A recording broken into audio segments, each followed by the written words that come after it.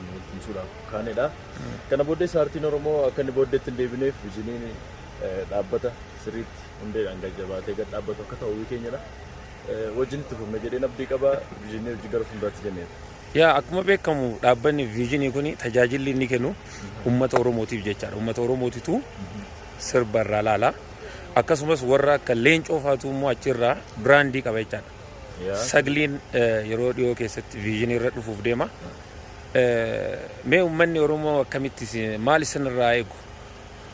Sagliin yeroo dhiyoo keessatti bashannanaafis aadaafis akkasumas ergaa yookaan waan sabni keenya barbaadu guddina aartii keenya keessatti amma xiqqoo illee taasisu wanti xiqqoo ishee tokko dabala jennee abdii qabna.